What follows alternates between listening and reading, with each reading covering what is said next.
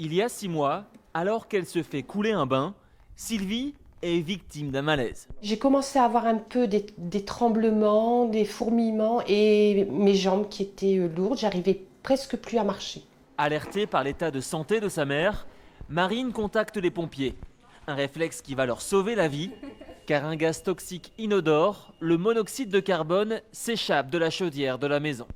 Les 2 femmes seront hospitalisées et placées sous oxygène pendant une demi-journée. Pour moi, c'était impossible que ça nous arrive. Du fait que notre chaudière n'était pas vieille et qu'elle est entretenue tous les ans, pour nous, on n'avait pas de soucis, quoi. Pour réduire les risques d'intoxication et d'explosion, il faut faire vérifier ces appareils de chauffage tous les ans et installer des détecteurs de monoxyde de carbone comme ceci dans chaque pièce de la maison.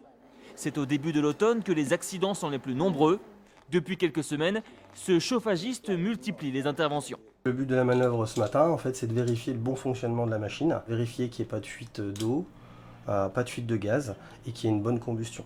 En cas d'intoxication, il faut sortir de son logement et contacter les pompiers pour être soigné dans les meilleurs délais, dans ces énormes caissons hyperbares. Comme le monoxyde de carbone se fixe dans les cellules, le principe est de donner d'énormes quantités d'oxygène pour le déplacer et l'éliminer. Et ceci se fait dans ces caissons hyperbares où les gens vont respirer de l'oxygène pur à une pression qui est supérieure à la pression de l'atmosphère.